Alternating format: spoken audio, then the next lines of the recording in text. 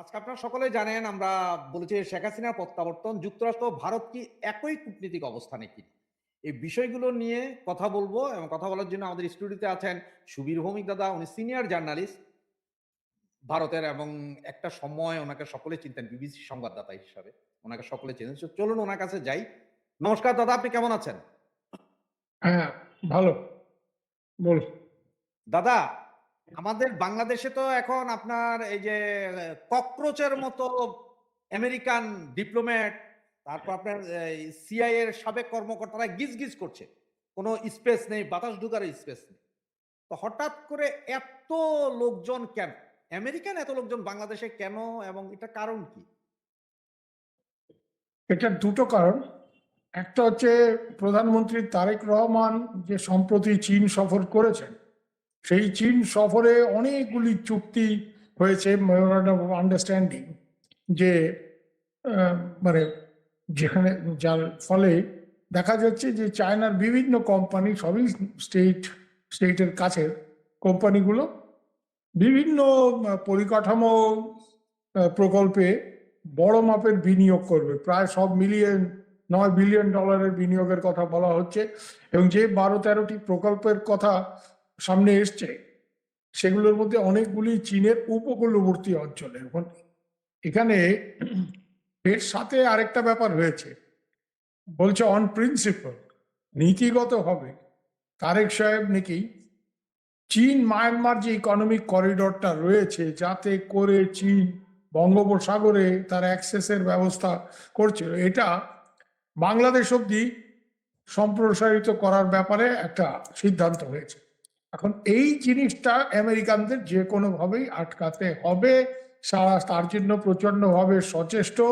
তারেক সাহেব চীনে যাওয়ার আগে, মালয়েশিয়া হয়ে চীনে যাওয়ার আগে, যে রাষ্ট্রদূত ওখানে রয়েছেন আমেরিকার, ব্রেন্ট ক্রিস্টেনসন, তিনি আকার ইঙ্গিতে 2-3 দিন আগে একটা পার্টিতে তারেক সাহেবকে বলেছিলেন, হাসতে হাসতেই বলেছিলেন, don't get too close to the Chinese. তো তারেক সাহেব তার সত্ত্বেও এইসব চুক্তি টুক্তি এইসব বোঝাপড়া করে এসছে। এতে আমেরিকানরা প্রবলভাবে ক্ষুব্ধ, এবং আমেরিকানরা মনে করছে যে তাদের এই অঞ্চলে যে ভূ রাজনৈতিক খেলা, এই খেলাটা মাঠে মারা যাবে। তার কারণ, আমেরিকানরা বাংলাদেশকে এত গুরুত্ব দেওয়ার মূল কারণটা হচ্ছে যে বাংলাদেশকে ঘাঁটি হিসেবে ব্যবহার করে তারা মায়ানমারে যে গৃহযুদ্ধ চলছে, সেই গৃহযুদ্ধে তারা হস্তক্ষেপ করবে বকলমে। যেমন হয় পাকিস্তান ওই ঘাঁটি গেড়ে তারা আফগানিস্তানের গৃহযুদ্ধে 70-এর দশকে, 80-র দশকে মানে হস্তক্ষেপ করেছে। ঠিক আজকে বাংলাদেশের অবস্থা সেরকম। কেন এরকম? ভারতের সাথে আমেরিকার যত বোঝাপড়া, যত স্ট্র্যাটেজিক অ্যালায়েন্সই থাক, ভারত কোনোভাবেই আমেরিকাকে তার নিজের ভূখণ্ড ব্যবহার করে মায়ানমারে এই ধরনের খেলাধুলা করার রাস্তা করে দেয় নেই। কারণ ভারত চায় না যে, ভারত যেমন এটা চায় না চীনের ব্যাপক প্রভাব বেড়ে যাক মায়ানমারে বা বাংলাদেশে, ভারত এটাও চায় না যে আমেরিকা এখানে এসে একটা বড় রকমের গোলযোগ সৃষ্টি করুক, একটা বড় রকমের সিভিল ওয়ার সেখানে হস্তক্ষেপ করে, ঠিক ওই আফগানিস্তানে যেরকম একটা স্থায়ী গোলমালের জায়গা তৈরি করে ফেলেছিল পাকিস্তানকে ব্যবহার করে, এখানে বাংলাদেশকে ব্যবহার করে আমেরিকানরা একটা স্থায়ী গোলযোগ মায়ানমারে করবে, যেটাকে ডিউরেবল ডিসঅর্ডার বলে অনেকে বলছে। এটা ভারত চায়। কেন? ভারতের মায়ানমারের ভেতর দিয়ে দুটো বড় কানেক্টিভিটি প্রজেক্ট আছে। একটা হচ্ছে কলকাতা থেকে রাখাইন প্রদেশের বন্দর সিটওয়ে, সেখানে বাই সি, সেখান থেকে বাই রিভার মানে নদী পথে, কালাদান নদী হয়ে পালেটোয়া, এবং তারপরে সেখান থেকে রাস্তা সড়ক পথে কোথায়? জরিনপুর, মিজোরামে। অর্থাৎ ভারত শিলিগুড়ি করিডোর দিয়ে তো ভারতের একটা যোগাযোগের ব্যবস্থা উত্তর পূর্বাঞ্চলে আছে। বাংলাদেশের ভেতর দিয়ে যে ট্রানজিটের ব্যবস্থাটা হয়েছিল শেখ হাসিনার সময়, সেটা নিয়ে খানিকটা অনিশ্চয়তা দেখা দিচ্ছে বাংলাদেশের বর্তমান সরকারের নানা রকম ধ্যানাই পানাইয়ের জন্য। তো এর ফলে মায়ানমার দিয়ে এই কালাদান মাল্টিমোডাল প্রজেক্টটা ভারত সক্রিয় করতে চাইছে। আরেকটা প্রজেক্ট আছে ভারতের ওভারল্যান্ড কানেক্টিভিটির জন্য। ভারতের উত্তর পূর্বাঞ্চলীয় রাজ্য মণিপুর থেকে গোল্ডেন ট্রাইল্যাটারাল হাইওয়ে, যেটা মায়ানমার হয়ে থাইল্যান্ডে মাইসটকিয়ে ঢুকছে। তো এই সব কানেক্টিভিটি প্রজেক্ট যেখানে আজ ভারত চায় না যে এখানে ব্যাপক গোলযোগ হোক, কেন ব্যাপক গোলযোগ হলে এই কানেক্টিভিটি প্রজেক্টগুলি করা সম্ভব নয়, কার্যকর করা সম্ভব নয়। তো এই জায়গাতে চীনের প্রভাব বিরাট বেড়ে যাক এটা যেমন ভারত চায় না, আবার আমেরিকানরা এখানে সেটা বড় রকমের গোলযোগ পাকাক সেটাও ভারত চায় না। এবং মায়ানমারের ক্ষেত্রে ভারতের পলিসি হচ্ছে, মায়ানমারের যে রাষ্ট্রপতি মিলিটারি চিফ ছিলেন জেনারেল মিং অং লাইং কিছুদিন আগে ভারতে এসেছিলেন, তখন তাকে বলা হয়েছে যে তুমি টেবিলে বসো, টেবিলে বসে বিভিন্ন যে তোমার অঙ্গরাজ্যের যেসব সক্রিয় সশস্ত্র বিদ্রোহী দল গৃহযুদ্ধে লিপ্ত হয়েছে এদের নিয়ে কথাবার্তা বলো, কথাবার্তা বলে একটা গণতান্ত্রিক পরিবেশ ফিরিয়ে আনো যাতে করে এই ধরনের গৃহযুদ্ধ বন্ধ হয়। এবং এই ধরনের গৃহযুদ্ধ বন্ধ করার ক্ষেত্রে সেখানকার সেনাবাহিনী নানা রকম ধ্যানাই প্যানাই করছে, কিন্তু ভারত তাদের বুঝিয়েছে যে তোমরা এই গৃহযুদ্ধে না হলে জয়লাভ করতে পারবে না, তোমরা মিলিটারিলি এইসব অঙ্গরাজ্যের বিদ্রোহগুলি দমন করে দেবে, যেভাবে শ্রীলঙ্কা এলটিটিকে তামিল টাইগারদের দমন করেছিল, ওদের ওখানে একটা ফোর্স ছিল আর তোমার এখানে 14-15টা ফোর্স, কাকে দমন করবে? তো তাই জন্য কথাবার্তা বলে দমন কর। তো ভারত এটাই চাইছে যে কথাবার্তা বলে তোমরা সমাধান করে নাও। এই জায়গাতে আমেরিকার সাথে ভারতের কোনো রকম মিল নেই। তুমি প্রথমেই যেই কথাটা মানে বলেছো যে ভারতের সাথে কি আমেরিকার এই ব্যাপারে একদম মায়ানমার আর বাংলাদেশ নিয়ে ভারত আর আমেরিকা তো আলাদা মেরুতে। কেন? আমেরিকা চাইছে এখানে বাংলাদেশের ভূখণ্ড ব্যবহার করে একটা গোলমাল তারা পাকাবে, মায়ানমারে গৃহযুদ্ধটা আরো ত্বরান্বিত করবে এবং সেখানে পারলে মায়ানমারে কয়েকটা রাষ্ট্র সৃষ্টি করবে। আর বাংলাদেশকে এইভাবে ব্যবহার করে এখানে যেমন ধরো পাকিস্তানিদের ব্যবহার করে আমেরিকানরা রোহিঙ্গিয়াদের সশস্ত্র ট্রেনিং দেওয়া, তাদেরকে সক্রিয় করা যাতে মায়ানমার আর্মিকে প্যাচে ফেলতে পারে।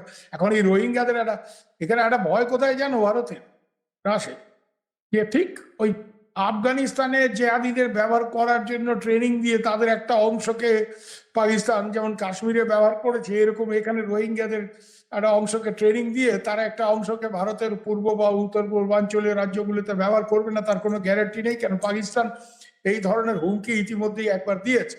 তাদের যে ফিল্ড মার্শাল না ফিল্ড মার্শাল তুমি কি বলবে, কেন যুদ্ধে তো উনি পারেন না, কিন্তু ওই আসিফ মুনি কিন্তু ট্রাম্প সাহেবের খুব বন্ধু লোক, ট্রাম্প সাহেব তাকে দেখলে খুশি হন, সে ট্রাম্প সাহেবের হাতে বালুচিস্তানের সব রেয়ার আর্থ ফার্থ তুলে দেবে, যদিও বালুচিস্তানে একটা বিরাট গৃহযুদ্ধ চলছে বা পাকিস্তানের অন্য অনেক জায়গাতেই।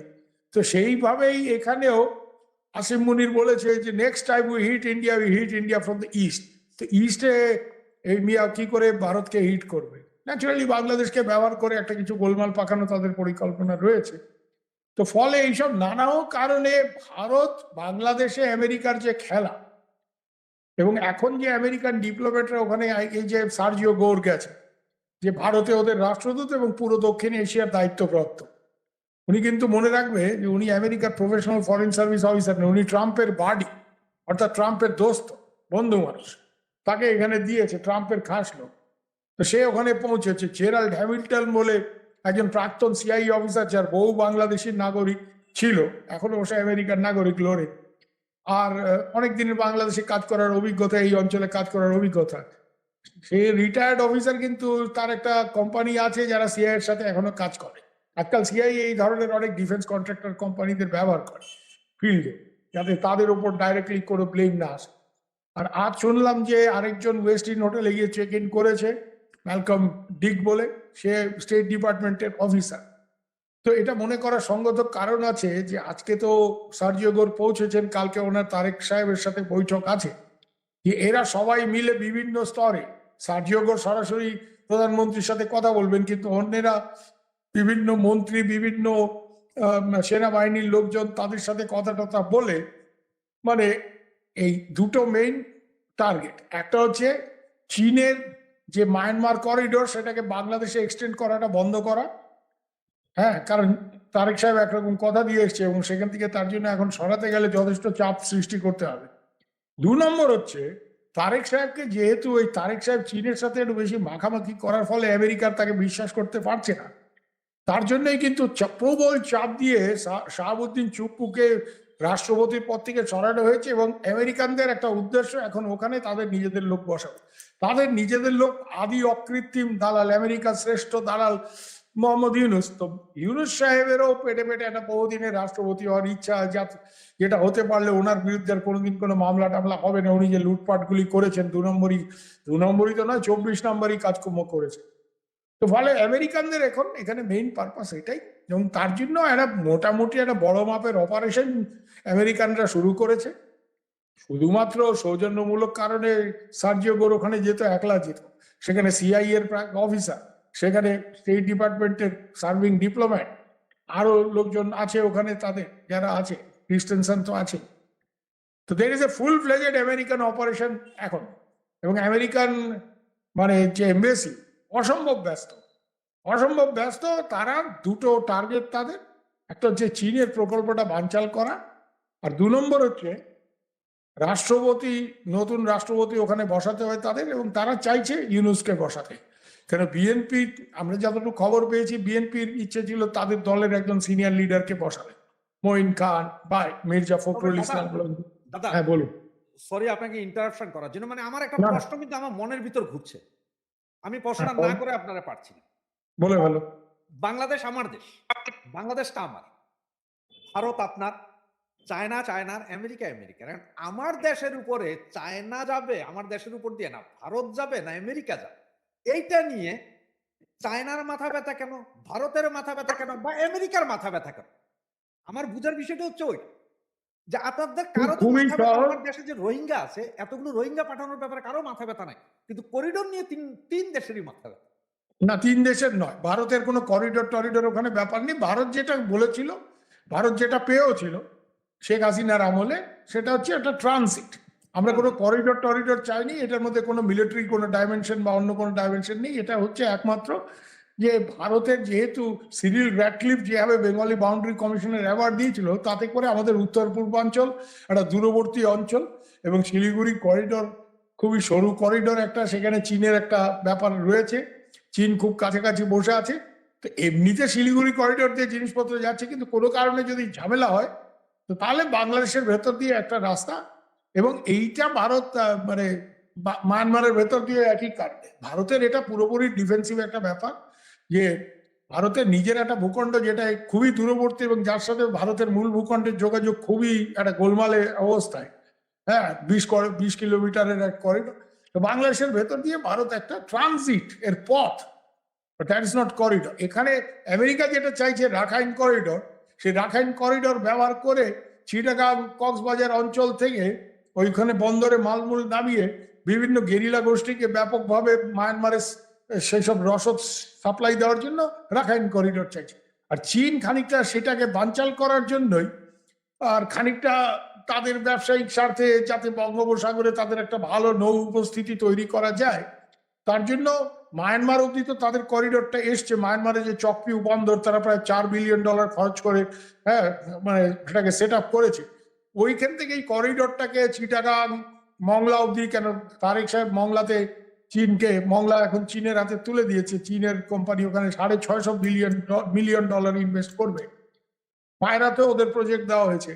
তো চীন চাইছে তাদের বঙ্গোপসাগরে একটা শক্ত উপস্থিতি এবং নৌ উপস্থিতি। আজকে হয়তো এমনি জাহাজ আসবে মালামাল নিয়ে, কালকে সেখানে নৌবাহিনীর লোক জাহাজ আসবে। আর আমেরিকা চাইছে ঠিক এইটাই, বানচাল করতে।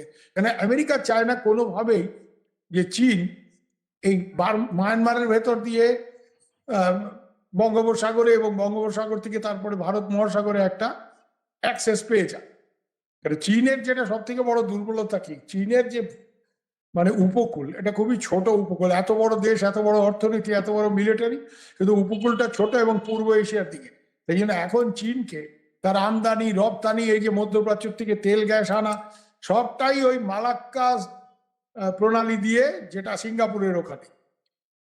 এটা চীনের জন্য খুব বিপজ্জনক। কেন, ওইখানে যদি চীনের দুটো জাহাজ কেউ ডুবিয়ে দেয়, আমেরিকানরাই ডোবাক বা অন্য কেউ ডোবাক, চীনের তো মানে এক্সপোর্ট ইম্পোর্ট সব বন্ধ হয়ে যাবে। হ্যাঁ, এর জন্য চীন এইটাকে মালাক্কা চোক পয়েন্ট ওরা বলে, চাইনিজ এক্সপার্টরা এটাকে বলে, যারা ভূ রাজনীতি নিয়ে কাজ করে, যে মালাক্কা চোক পয়েন্ট। এটা মানে গলা চিপে ধরার মতো একটা ব্যাপার, যে ওখানে মালাক্কা চীনকে চেপে দেওয়া যায়। তাই জন্য তারা অল্টারনেটিভলি একদিকে চায়না পাকিস্তান ইকোনমিক করিডোর করেছে, যেটা চীনের সিনচিয়ান প্রদেশ থেকে একেবারে বালুচিস্তান অব্দি পৌঁছচ্ছে। বালুচিস্তানে গোয়াদর বন্দরটা ওরা করেছে, এবং ওখান দিয়ে আরব সাগর হলে পার্সিয়ান গালফে ওরা পৌঁছে যেতে পারে। আর এইদিকে মায়ানমার দিয়ে বঙ্গোপসাগর। তো এটাকে ওরা বাংলাদেশের ভিতরে আনতে চাইছে, তার প্রধান কারণটা হচ্ছে যে রাখাইন করিডোর যেটা করতে চাইছে, মানে বাংলাদেশের এখন রাশেদ অবস্থা হচ্ছে কি জানো, ইন্ডিয়া এর মধ্যে কিছু নেই। হ্যাঁ, এটা চীন আর আমেরিকার খেলা। আমেরিকা তারেক সাহেব বলছে আমাদের চট্টগ্রাম থেকে একেবারে মায়ানমারে আমরা যদি অস্ত্র টস্ত্র দিতে পারি, সব খেলাধুলো করতে পারি, তার জন্য রাখাইন করিডোর দাও। আর ওই রাখাইন করিডোরটাকে বানচাল করার জন্য চীন বলছে আমাদের ওই মায়ানমার অব্দি যে করিডোর ওটাকে বাংলাদেশের ভেতরে এক্সটেন্ড করো। মানে বাংলাদেশের অবস্থাটা কি জানো রাশে, তোমার একটা জমি আছে, খুব সহজভাবে বুঝে, তো তোমার জমি তুমি দুই ব্যাটারে দেখাইছো, দুই প্রমোটার। এখন এক প্রমোটার এই দিক থেকে এসে চাকু নিয়ে তোমার কানের এই কানের পাশে ধরছে যে এই মিয়া এটা আমারে দাও, আর ওই দিক থেকে আরেক প্রমোটার এসে বলছে এটা আমারে দাও। এদিকে চীন বলে আমারে দাও, বাংলাদেশ বলে আমারে দাও। এখন তারেক সাহেব সাম রাখবে না কুল রাখবে, চীনকে খুশি করবে না আমেরিকাকে খুশি করবে। ইন্ডিয়ার এখানে কনসার্নটা কোথায় জানো, ইন্ডিয়া কোনো সময় চায় না যে তার সীমান্তের কাছে বিধে কোথাও এই বড় বিগ পাওয়ারদের একটা মারামারি হোক। এটা আজকে নয়, 79-এ যখন রাশিয়ানরা, তখন তো রাশিয়া সোভিয়েত ইউনিয়ন বিরাট শক্তি, রাশিয়ানরা এখন হুমহাম করে আফগানিস্তানে ঢুকে গেল, ইন্দিরা গান্ধী বারবার ব্রেজনেভকে না করেছিল। আমাদের সাথে সোভিয়েত ইউনিয়নের সম্পর্ক ভালো ছিল যে তোমরা এখানে ঢুকো না। এবং ইন্দিরা গান্ধী একটা কথা আমাদের এক সিনিয়র সাংবাদিককে বলেছিলেন, উনি আমার বস ছিলেন পিটিআইতে, যে winter comes can spring be far behind. শেলির একটা কবিতা আছে, ইংরেজ কবি। হ্যাঁ, তার মানে শীত আসলে তো বসন্ত আসবে, বা বসন্ত আসলে শীত আসবে।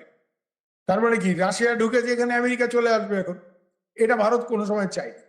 যে এই পাকিস্তান আফগানিস্তান আফ পাক রিজন যেটাকে বলে, এখানে রাশিয়া এবং আমেরিকার একটা বিগ পাওয়ার রাইভালরি হবে।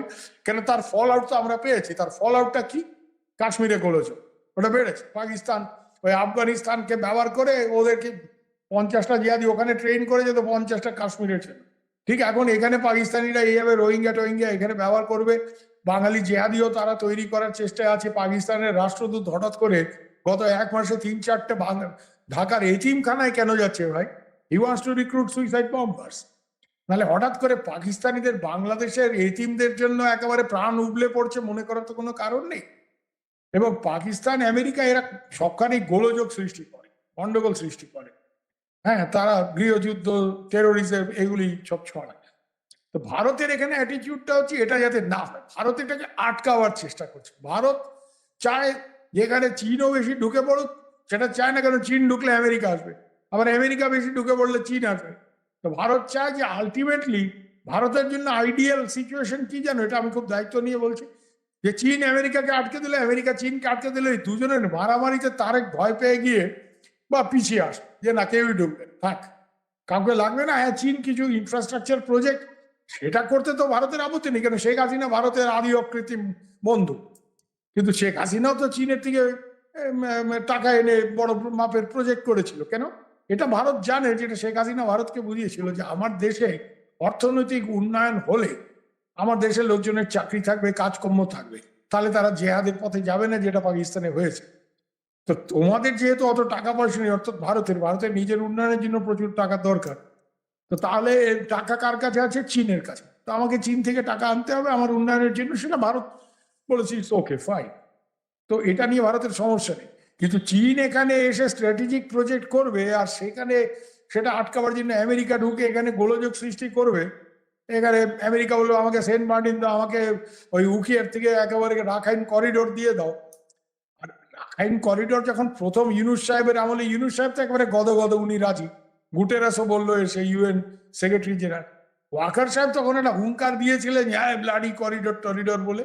কিন্তু এখন তো যা দেখছি ওয়াকার সাহেব আমেরিকানদের লাইনে পড়ে গেছে। হ্যাঁ, এই জায়গাতে তুরস্ক, পাকিস্তান, আমেরিকা মিলে একটা বড় রকমের গোলযোগ সৃষ্টি করছে, নতুন জেহাদের প্রস্তুতি, আর মায়ানমারের গৃহযুদ্ধে হস্তক্ষেপ, চীনকে আটকাবার জন্য, চীন তাদের আটকাবার জন্য পাল্টা খেলা খেলছে। এই যে বিগ পাওয়ার রাইভেলরি একেবারে আমাদের দোরগোড়া, এটা ভারত কোনো সময় ভালো চোখে দেখে না। ভারতের উদ্দেশ্য অন্য কিছু না, ভারত এখানে কোনো করিডোর চায় না। ভারত যেটা ট্রানজিটের রাস্তা শেখ হাসিনার আমলে, সেটা যাতে অক্ষুণ্ণ থাকে, সেটা অক্ষুণ্ণ থাকলে ভালো কথা, না হলেও কিছু করার নেই।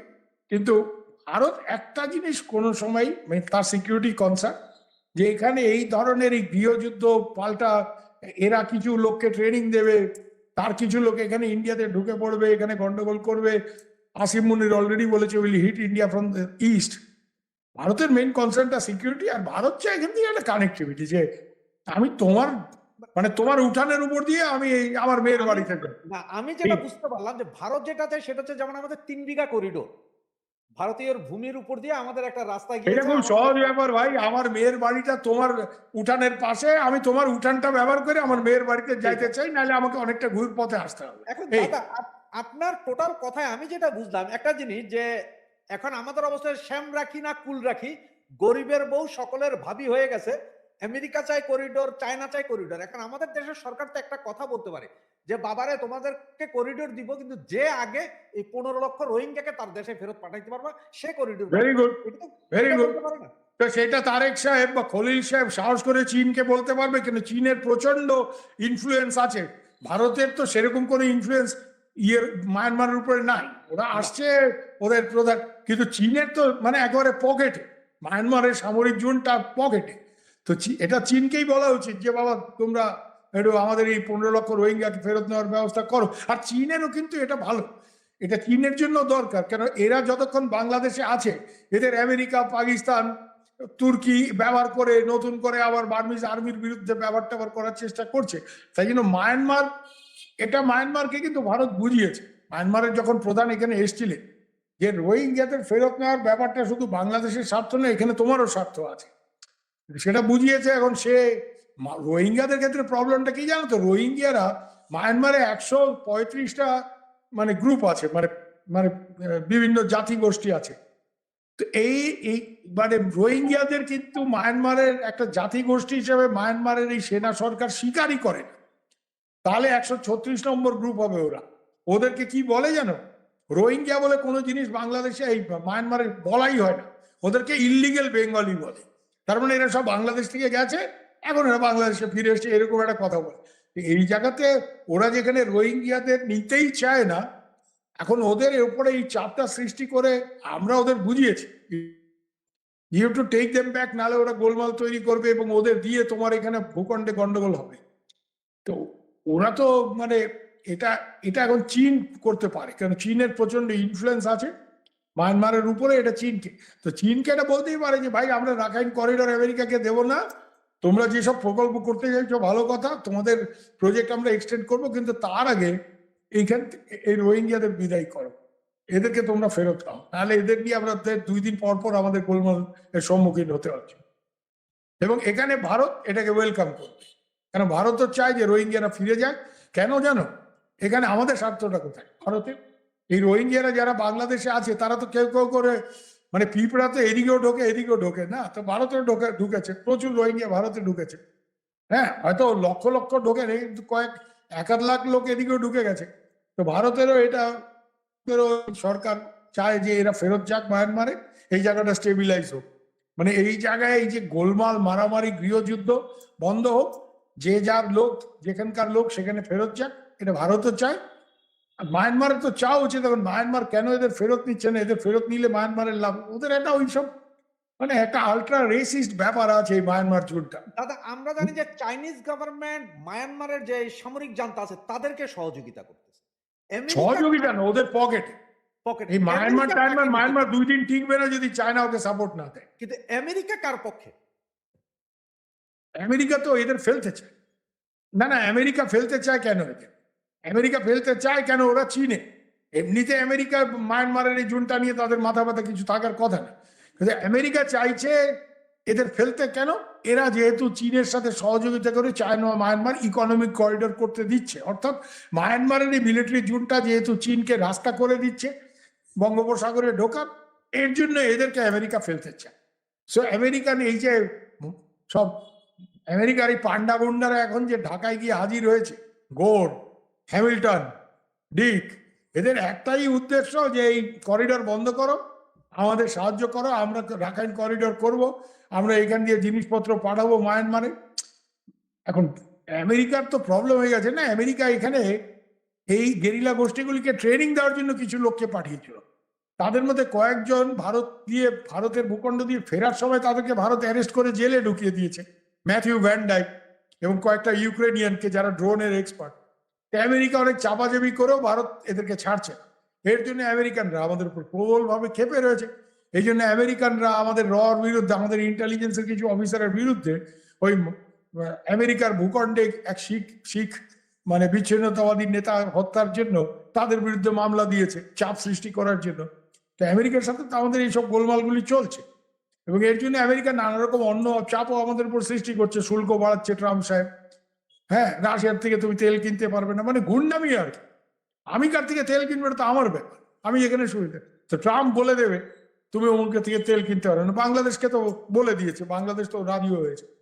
বাংলাদেশ তো অনেক কিছু মানে জিনিস আমেরিকার থেকেই কিনতে হবে, তার মধ্যে শুয়োরের গোস্তও আছে, পর্কও আছে। তখন হুজুরদেরও আপত্তি হয় না, ইউনুস সাহেবেরও কোনো আপত্তি হয় না, তারা ওখানে সই করেছে। তো এনিওয়ে, এখানে ব্যাপার যেটা হচ্ছে যে ভারত এই জায়গাটাকে খুব আশঙ্কার জায়গা মনে করছে, যেভাবে আমেরিকা উঠে পড়ে লেগেছে এখানে একটা গোলমাল পাকানোর জন্য, এবং আমেরিকা মায়ানমারের সেনা সরকারকে বিপদগ্রস্ত করা এবং আরাকান প্রদেশকে একটা স্বাধীন প্রদেশ করতে চাইছে। কেন আরাকান যদি আমেরিকার সাহায্যে স্বাধীন প্রদেশ হয়ে যায়, মানে রাখাই, তাহলে আর ওখান দিয়ে চীন বঙ্গোপসাগরে ঢুকতে পারবে না। মানে খুব বড় রকমের একটা ভূ রাজনৈতিক খেলা, যার একদম কেন্দ্রবিন্দুতে এখন বাংলাদেশ। আর কেন্দ্রবিন্দু কি জানো, তুমি তো জানো ঘূর্ণিঝড় যখন আসে তার এই যে এইভাবে গোল করে যখন ঘূর্ণিঝড় আসে, তার কেন্দ্রবিন্দু থাকাটা খুবই বিপজ্জনক, খুবই বিপজ্জনক। তো বাংলাদেশ খুব বিপদের মধ্যে আছে এবং এই বিপদে বাংলাদেশকে ফেলার মূল পান্ডা হচ্ছে মোহাম্মদ ইউনুস।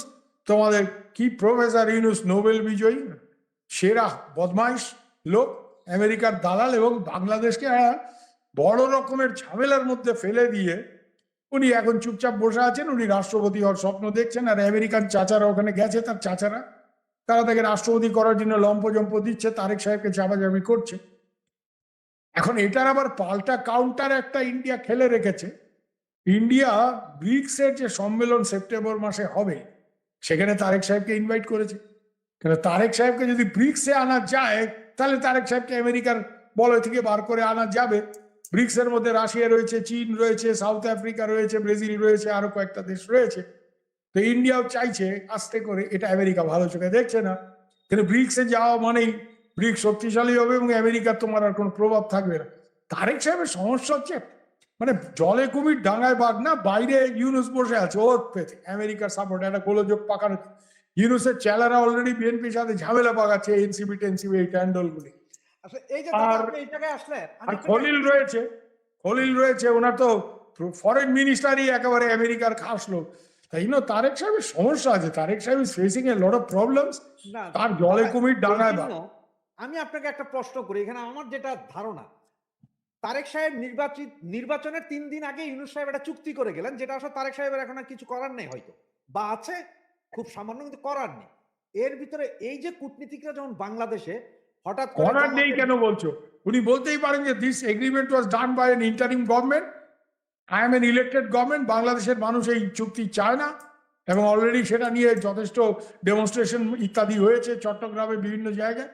তো উনি বলতেই পারেন, উনি সাহস করে সেটা বলবেন কিনা কেন, ওই বললাম যে ওনার ওনার একটা জমি এদিকে চীন চাকু ধরে আছে, এদিকে আমেরিকা চাকু ধরে আছে। না আপনি উনি নিশ্চিত 3-4 দিনে কিছু ঘটনা প্রবাহ দেখছেন বাংলাদেশে। এনসিপি, এই যে ন্যাশনাল কমেডি পার্টি, এটা বিভিন্ন জায়গায় যাচ্ছে, মারামারি হচ্ছে, মনে হচ্ছে তারা বলছে যে ন্যাশনাল কমেডি পার্টি না ন্যাশনাল চোর পার্টি সে তো জানি না। যাদের কালকে ভাত খাওয়ার পয়সা ছিল না 300 টাকা দিয়ে, তাদের আজকে মানে 8,000 কোটি টাকা 7,000 কোটি টাকার মালিক এই আসিফ মাহমুদ, সজীব ভুইয়ের মতো। এরা তো ন্যাশনাল চোর পার্টি। ইউনুস নিজেও চোর, ও চোরদের চিফ আর কি, he is the chief CC. ওরা চুক্তি নিয়ে বলছে না, কোনো কিছু নিয়ে কোনো আলোচনা নাই, তারা কি ভেজাল লাগায় রাখছে সারা দেশে। সেম ঘটনা একই সময় আজকে 4-5 দিন। এদিকে জামাত নেতাদের নৈতিকতা নিয়ে প্রশ্ন উঠছে, ওনাদের নেতারা মেয়ে নিয়ে বিভিন্ন জায়গায় ধরা খাচ্ছে। এই ঘটনাগুলোর কারণটা কি? এগুলো সব করে কি মানে যে আমেরিকানরা আসছে এখানে অন্য কিছু ঘটানোর পায় তারা নাকি?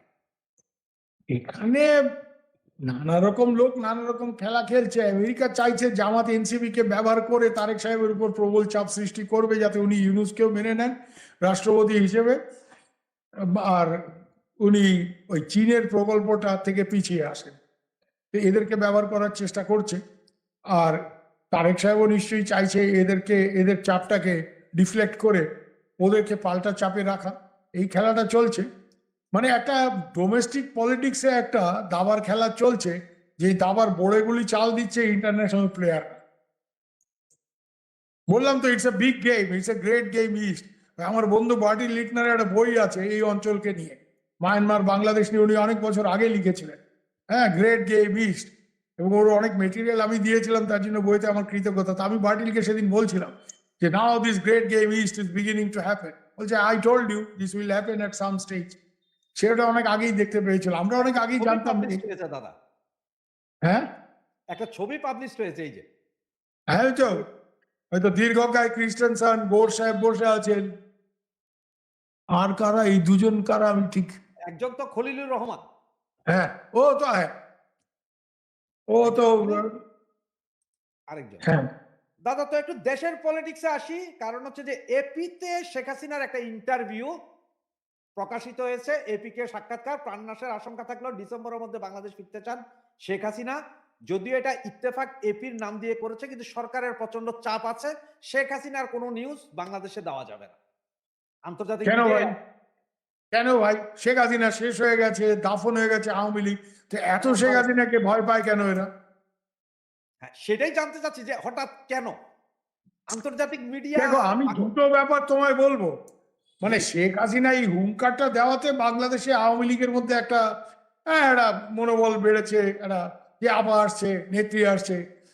কিন্তু আমি আবার একটা জিনিস জানি না, আমার একটু মানে খানিকটা মিলিটারি এডুকেশনের ফলে, যে দুশ্মনকে কেউ জানান দিয়ে মারে হ্যাঁ আমি আসতেছি, এটা কতটা শেখ হাসিনা সঠিক কাজ করছেন আমি জানি না। হয়তো উনি ওনার দলকে উজ্জীবিত করার জন্য এই কাজটা করছেন, কিন্তু একেবারে নির্দিষ্ট আমি আসতেছি এটা বললে রে, একেবারে নির্দিষ্ট টাইম দিচ্ছে কেন? এটা জবের থেকে উনি বলেছেন, আমি জানি আওয়ামী লীগের উপর আবার ব্যাপক ধরপাকড় ইত্যাদি বিভিন্ন জায়গায় শুরু হয়েছে। গভর্নমেন্ট নার্ভাস হয়ে গেছে, কেন মুখে এরা যত বড় বড় কথাই বলুক যে আওয়ামী লীগ শেষ হয়ে গেছে, আওয়ামী লীগ দাফন হয়ে গেছে, আওয়ামী লীগের নাম শুনলে এদের রাত্রে ঘুম নষ্ট হয়ে যায়, আর জামা কাপড় মানে হলুদ হয়ে যায়, বুঝতেই পার। এর জন্য শেখ হাসিনা হুঙ্কারটা হয়তো দলকে উজ্জীবিত করার জন্য দিয়েছে, এটা করে খানিকটা চাপও যাতে সরকারের উপর আসে, যে আওয়ামী লীগের উপর থেকে ব্যানটা তোলো, নালে আওয়ামী লীগ একটা জোরালো আন্দোলনের দিকে যাবে। কিন্তু এই যে মানে কিছু আওয়ামী লীগেও তো ছাগলের অভাব নেই, কিছু ছাগল আছে, ওই একটা ছাগল হচ্ছে ওই আনোয়ার চৌধুরী, আমরা আপার সাথে 20টা বিমান চার্টার করে নিয়ে ঢুকবো। আরে মিয়া, তুমি যে চিৎকার করে এগুলি বললা, তো তোমার বিমানকে তো ঢাকা এটিসি ল্যান্ডিং পারমিশন দেবে না, তখন ওই বিমানগুলি বাধ্য হয়ে ওর তেল ফুরিয়ে আসবে, তখন ওগুলি কলকাতা আগরতলার মতো বিমানবন্দরকে ল্যান্ড করতে, এগুলি অগ্রিম হইচই। মানে এদের এই যে লম্পজম্পটা এত বেশি, এটা আমি মনে করি যে এরা মানে খুবই ভুল কাজ করছে। এই আওয়ামী লীগের কিছু অতি উৎসাহী লোকজন, এরা হয়তো নেত্রীকে দেখানোর জন্য আমরা কত বড় বাহাদুর। আরে অত বাহাদুর হলে দেশে বেরিয়ে গিয়ে মাস্তানি করো, দেখি না, দেশে বেরিয়ে গিয়ে আন্দোলন করো, 1-1.5 লাখ লোক নিয়ে মিছিল মিটিং করো না, এইসব না। লন্ডনে বসে থেকে লম্পজম্প, 20টা প্লেন চার্টার করে আমরা নেত্রীর সাথে ঢুকবো, এখন ঢোকো না, ঢুকে ক্ষেত্রটা তৈরি করো নেত্রীর জন্য। এই লোকগুলি মানে হ্যাঁ 6 মাস আগে ঢোকো, ক্ষেত্রটা তৈরি করো। আর এরা বাইরে বসে বড় বড় কথা বলছে, আর এদের এই বড় বড় কথার জন্য দেশের ভেতরে যারা কর্মীরা রয়েছে, নেতারা রয়েছে, তারা বিপদে পড়ছে। ধর পাকড়, আবার নতুন করে মামলা হামলা এইসব শুরু হচ্ছে। এগুলি মানে এইসব লোক তো ফালতু লোক, এরা বাইরে বসে বড় বড় কথা বলছে নেত্রীকে খুশি করাচ্ছে। হ্যাঁ, এই বিশেষ করে এই যে আমি 20টা বিমান নিয়ে যাবো, আর তুমি অগ্রিম বলে দিলে 20টা বিমান নিয়ে যাও, তুমি কোন পথে যাবে? তুমি কোন পথে দুশ্মনকে হামলা করতে যাচ্ছ আগে থেকে বলে দিবে। I don't understand. বিমান উনি পাবে কিনা? চার্টার করার জন্য 20টা বিমান আছে নাকি ওনার? সেটা তো বড় ওনার নাই, প্রাইভেট হয়তো কারো থেকে ভাড়া নিতেই পারে, চার্টার সার্ভিসেস তো আছে, সেটা নিতেই পারে। সেটা না, সেটা না, টাকা পয়সা এদের আছে, অনেক আওয়ামী লীগের নেতার হাতেই অনেক টাকা পয়সা আছে, সেগুলিও আমরা জানি। কিন্তু এগুলি আগের থেকে অগ্রিম হুঙ্কার দেওয়ার কোনো অর্থ আছে নাকি আমি তো বুঝি না। ইভেন শেখ হাসিনারও মানে আমি ডিসেম্বরের মধ্যে আমি ফিরবো, দেশে ফিরবো ইনশাল্লাহ, দ্রুত দেখা হবে, হ্যাঁ এইটুকু বললেই তো যথেষ্ট, লোকজন চায় আমি একদম এই তারিখের মধ্যে ফিরবো, বগ্রিম বলার দরকার কি? আর তার মধ্যে এরা। আপনার কি মনে হয় যে সার্জিও গোটোর যারা এখন বাংলাদেশে গেছে, তারা শেখ হাসিনা বা আওয়ামী লীগ বিষয়ে কোনো কথা বলতে পারে তারেকের সাথে? ন্যাচারালি এরা তো শেখ হাসিনা যাতে দেশে ফিরতে না না না এরা যাতে শেখ হাসিনা দেশে ফিরতে না পারে সেটা আটকাবার জন্য নানা রকম ফন্দি ফিকির তো এরা করবে। কেন আমি জানি, যখন মার্কো রুবিও এখানে এসেছিলেন, ইন্ডিয়াতে, তখনই Brent Christensen had come to Delhi. যাওয়ার সময় কলকাতাতে ওদের কনসুলেটে মিটিং করেছে। আমার ওখানে লোকজন আছে, ও তো পরিষ্কারই বলে গেছে যে আওয়ামী লীগের উপর নজর রাখো, আওয়ামী লীগকে নিয়ে ইন্ডিয়া কি করতে চাইছে সেটা নজর রাখো। এবং ওদের একটা ধারণা যে শেখ হাসিনা এত বড় হুঙ্কার, হ্যাঁ, নিজের থেকে দিচ্ছে না, নিশ্চয়ই ইন্ডিয়া ওনার সাথে মিলে একটা কোনো প্ল্যানিং করেছে, তো ব্যাপক আরে আওয়ামী লীগের লোকজন ঢোকাবে, ব্যাপক আন্দোলন টান্দোলন, এইসব জিনিস তো ভয় পাচ্ছে। রাজপথে আওয়ামী লীগকে সবাই ভয় পায়। আওয়ামী লীগের তো নিজের লোকজনের জন্য আওয়ামী লীগ ডুবেছে না। আওয়ামী লীগ যদি 3 আগস্ট 4 আগস্ট ওই 2024-এ ছাত্রলীগ যুবলীগ এদের মাঠে নামাতে পারতো, নিজের গণসংগঠনকে মাঠে নামাতে পারতো, স্বেচ্ছাসেবক লীগ, তাহলে এই 10-50 হাজার লোক দিয়ে কি সরকার ফেলা সম্ভব হতো? সেখানে এই দরবেশের মতো বদমাইশ কিছু লোকজন আর ওয়াকার একটা বিট্রেয়ার বুবু বলে এখন ওনার স্ত্রীকে দিয়ে ফোন করার শেখ হাসিনার কাছে দিল্লিতে, ও তো সব দিক খোলা রাখছে না। ওদিকে উনি আল আজ হয়ে জামাতকেও ফিটিং করছেন, আর এদিকে ওনার বেগমকে দিয়ে বুবু টুবু বলে শেখ হাসিনাকেও ফিটিং করছেন। কেন, শেখ হাসিনার আত্মীয় হয় ওর বউ, হ্যাঁ, ফুফুর মেয়ের জামাই উনি। তো এই ওয়াকার আর এই সালমান রহমান টহমান যারা নিজেরা ক্ষমতা পেতে চেয়েছিল, তাদের জন্য তো শেখ হাসিনা ডুবেছে। আশা করি শেখ হাসিনা এটা আজকে বুঝবেন। উনি তো এদের ব্যাপারে অন্ধ ছিলেন এবং উনি এদের জন্য ডুবেছে। শোনো, আওয়ামী লীগকে কেউ বাইরের লোক এসে ডোবাতে পারে। 75-এ বঙ্গবন্ধুর হত্যা আওয়ামী লীগের নিজের লোকজন জড়িত ছিল, এই খন্দকার মুস্তাকের মতো লোকজন, মাহবুব আলম চাষির মতো লোকজন। তো শেখ হাসিনা তার আব্বা যে ভুলগুলি করেছিল, সেও সেই ভুলগুলি করেছে। ওনাকে তো বারবার মানা করা হয়েছিল যে এই দরবেশ, আরে আমরা আসল অনেক দরবেশ দেখেছিলাম, নকল দরবেশ ফরবেশ, এদের উপর ভরসা করে না। এই লোক পাকিস্তানের লোক, আমেরিকার agent, he is planted in your house to inform them. এখন আশা করি উনি ওনার চোখ খুলবেন। উনি তো দাদা, এখনো মানে, আপনি যে কথাটা বললেন যে 3 তারিখ আমি 4 এই তারিখ, কথাটা আজকে না রাশেদ, এই কথাটা আমি গত 3-4 বছর ধরে বলছি যে Darbesh is a Pakistani and an American agent. না আমি ওয়াকার মানে ওয়াকার দরবেশের শুড কাছে- not be made the army chief. বারবার আমরা এটা বলেছি। উনি উনি জুনে ওয়াকারকে বসিয়েছেন, 2 মাসের মধ্যে অপারেশন করে ফেলেছে আমেরিকানরা, রেজিম চেঞ্জ অপারেশন। কি করে সম্ভব হয়? আর্মি ছাড়া এটা হতো? দাদা, আপনি আমাকে শুধু একটা কথার জবাব দেন, তাইলে আপনাকে বাকিটা আমি বুঝাতে সক্ষমতা হব। দাদা, আপনার বাড়ি কোথায়? আমার বাড়ি, জি জি, এখন আর কি এই মুহূর্তে আপনি কোথায় আছেন? আমি এই মুহূর্তে কলকাতায়, আমার আদি বাড়ি আগরতলা। আচ্ছা, আর আপনি বাড়ি আমার আগরতলা। এখন আপনাকে আমি যদি আগরতলা থেকে নিয়ে গিয়ে ঢাকা শহরের কোনো একটা আসনে যদি আপনাকে আমি নির্বাচন করাই, সেখানে আপনি কোনোভাবে জিতেও গেলেন, আপনার ডাকে কি ওই আসনের 1000 লোক নামবে মনে করেন আপনি? আমি কি পাগল যে আমি ওখানে গিয়ে নির্বাচন করার জন্য লাভ ঝাপ না, দেব? কেন বলছি, আপনি বললেন যে 3-4 তারিখ যদি ছাত্রলীগ যুবলীগকে নামানো যেত তাহলে একটা কাজ হতো। পুরো বাংলাদেশের রাজনীতিকে, ছাত্র রাজনীতি কন্ট্রোল করবে ঢাকা ইউনিভার্সিটির ছেলে পেলে, ওরাই আসলে ইয়ে করে মেকানিজম। না না, এটা ঠিক না। এটা আমি জানি।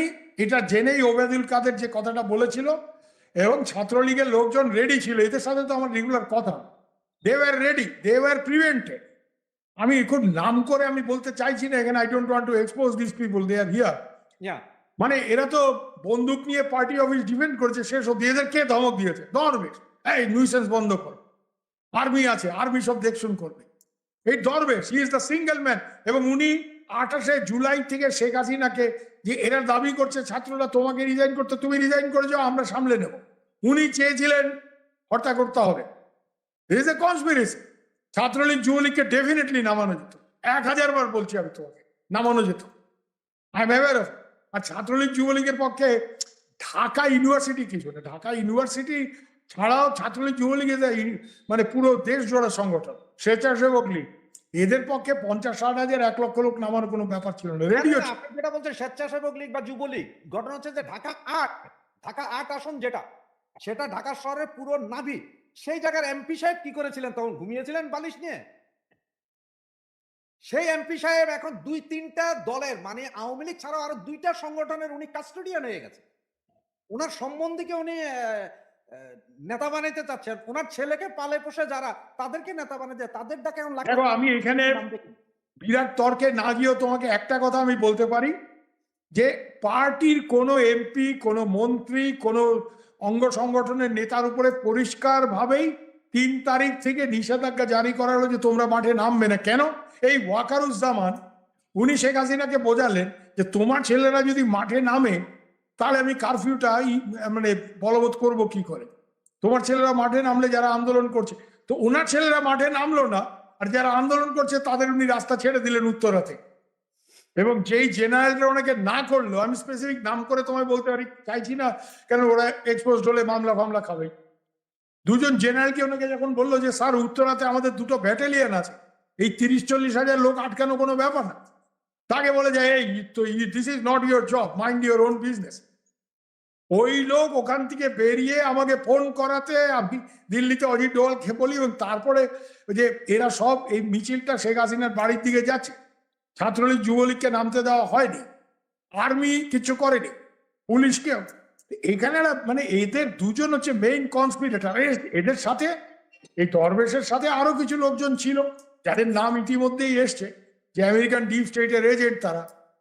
মানে আমি যেটা তোমায় বলছি কি জানো, আমেরিকান ডিপ স্টেট যখন কোথাও সরকার ফেলে, রেজিম চেঞ্জ অপারেশন করে, এটা আমার কথা না, আমেরিকান গোয়েন্দা বিভাগের উপর সব থেকে প্রামাণ্য তথ্য সম্বলিত বই যিনি লিখেছেন, জেফ রিচেলসন, আমার বন্ধু লোক, উনি লিখেছেন যে if there is a regime change operation, প্রথম টার্গেট হচ্ছে হাউস হোল্ড পেনিট্রেশন, অর্থাৎ তোমার ঘরের শত্রু বিভীষণ একটা তৈরি করতে হবে। এই দরবেশরা হচ্ছে ওই ঘরের।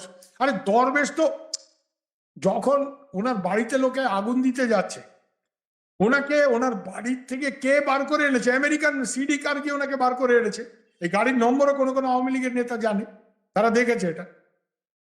তারপরে এরে ডিজিএফআই এর হাতে তুলে দিয়েছিল ওকে বার করে দেওয়ার জন্য। ডিজিএফআই দেখলো এ শালা আওয়ামী লীগের বড় পান্ডা, একে যদি আমরা অ্যারেস্ট করতে পারি তাহলে নতুন যে সরকার তার কাছে আমাদের একটু বাবা পাবো। সবই তো এই ব্যাপার। আর ওই টাকা পয়সার জন্য যাই মিয়া টাকা পয়সা দেন, নাইলে ধোকায় দেবেন, যা হয়েছে। কিন্তু দরবেশরা এরা মিলে এই প্ল্যানটা, নাহলে আমি এটা বিশ্বাস করি না যে হয়তো লোক মারা যেত। ছাত্রলীগ যুবলীগ মাঠে নামলে এই যারা আন্দোলন করছিল এদের সাথে মারামারি হতো, তো বাংলাদেশে ভাই একটা সাধারণ জমি নিয়ে মারপিটে 20-25টা লাশ পড়ে। আমি আজকে থেকে দেখি না, আমি আপনার আদি বাড়িতে না আদি বাড়ি। আর আমি তো যখন বিডি নিউজে কাজ করতাম আমি তো দেখতাম স্টোরি আছে 25 killed in as land dispute flares up in Comilla. This আর বাংলাদেশে তো এখানে যেখানে একটা জমির মারামারি নিয়ে 20-25টা লাশ পড়ে, এখানে আরো কিছু লাশ পড়তো, কিছু করার নেই। কিন্তু গভর্নমেন্ট পড়তো না, গভর্নমেন্ট পড়েছে এই বদমাইশদের কারণে, এই ঘরের শত্রু বিভীষণ। এবং আমি আজকেও খুব দায়িত্ব নিয়ে বলছি, this was an insider job. এবং এই ইনসাইড জবে ওই ওয়াকার সাহেব, হ্যাঁ, তো শেখ হাসিনা তো বহুকাল বিশ্বাস করেনি, ভেবেছে ওয়াকার তাকে বার করে দিয়েছে। ওয়াকার কার ধমক খেয়ে তাকে প্লেনে তুলে ইন্ডিয়াতে পাঠিয়েছে সেটা বোধহয় এখনো শেখ হাসিনা জানেন। যাই হোক, শেখ হাসিনাও তার আব্বার মতো এই আজে বাজে লোক অনেককে বিশ্বাস করে অনেক প্যাঁচে টেচে পড়েছে। হ্যাঁ, আর এখনো উনি এই ধরনের, ওই যে তুমি যেটা বললা যে অমুক এমপি তমুক, যাদের তখন কোনো ভূমিকা নেই, এখন কি একবারে আপা নেত্রী বলে পায়ে পড়ে যাচ্ছে, বাস এদের কথায় খুশি হচ্ছে। মানে এমন লোকও ওনার কাছে পৌঁছে যাচ্ছে নিজের ডাক্তারবাবুকে সামনে মহিলা লীগের চেয়ারম্যান করার জন্য, যে আওয়ামী লীগের কিছুই না, এবং যার অফিসে এই ইউনুসের মাস্টার মাইন্ড মাহফুজ আলম বসে অফিস করত, এরকম লোকও আজকে গিয়ে ওনার কাছে হাজির হচ্ছে। এগুলি আমরা জানি, সব এসব লোককে আমরা জানি। আমাদের এতে চিনতে অসুবিধা নেই, শেখ হাসিনাকে তো চিনতে হবে। আমি চিনলাম, আমি চিনে ওনাকে বললাম আপা। আমরা তো এইসব বলতে গিয়ে তো আমরা আপার কাছে ওই সালমান টালমান নিয়ে বলতে গিয়ে তো অপ্রিয় হয়েছে না। রাজনীতিতে সবাইকে নিয়ে চলতে হয়। উনি বঙ্গবন্ধুর কন্যা, এই পাকিস্তানি ছাড়া উনি রাজনীতিতে চলতে পারবেন না। রাজে বাজে ব্যাপার সব। দাদা, আমার শেষ একটা প্রশ্ন, আপনি খুব সংক্ষিপ্ত জবাব দিবেন, এরপরে আমরা আজকের মতো অনুষ্ঠানটি শেষ করব। একটা ফটো কার্ড দেখে, এটা দেশে ঢুকলেই শেখ হাসিনাকে গ্রেপ্তার করা হবে আইনমন্ত্রী, মানে উনি পুরো ভাষ্যটাতে যা বলেছেন যে শেখ হাসিনা আত্মসমর্পণের সুযোগ পাবেন না, দেশে ঢুকার সাথে সাথেই গ্রেপ্তার করা হবে। এখন আমি জানি না এটা কি বিমান থেকে গ্রেপ্তার করা হবে না এয়ারপোর্ট থেকে, কোথা থেকে জানি না, আপনার মতামত? না, শেখ হাসিনা যেখান দিয়ে ঢুকবে, যেহেতু উনি দেশের সাজাপ্রাপ্ত আসামি, ওনাকে গ্রেপ্তার এটা করতেই পারে।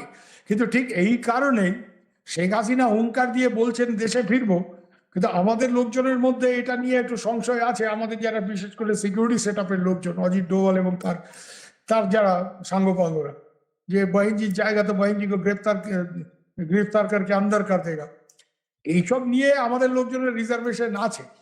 এবং ওরা চাইছে যে ইন্ডিয়া ফর্মালি প্রত্যর্পণ চুক্তি অনুযায়ী পাঠাবে, এটা ইন্ডিয়া করতে চাইছে না। কেন ইন্ডিয়ার বক্তব্য হচ্ছে শেখ হাসিনাকে তো প্রধানমন্ত্রী হিসেবে ওনার আর্মি চিফের রিকোয়েস্টে ইন্ডিয়া ওনাকে শেল্টার দিয়েছে।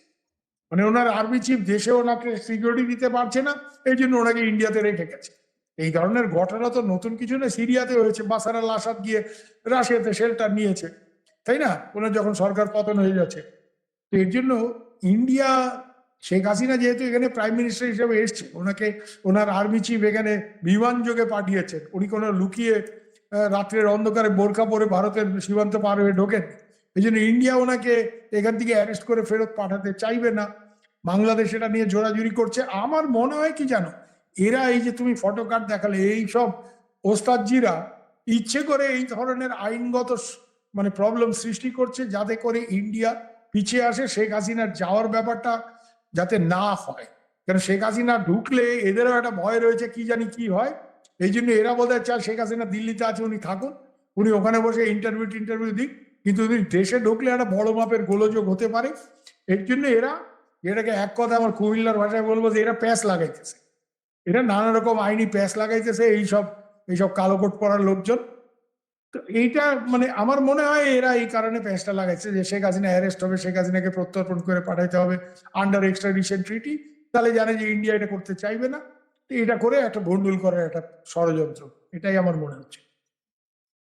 ধন্যবাদ দাদা আপনাকে। ধন্যবাদ সুপ্রিয় দর্শক শ্রোতা মণ্ডলী, এতক্ষণ আপনারা আমাদের সাথে থেকে আমাদের অনুষ্ঠানটি শুনেছেন। পরবর্তী যারা শুনবেন তাদেরকেও ধন্যবাদ।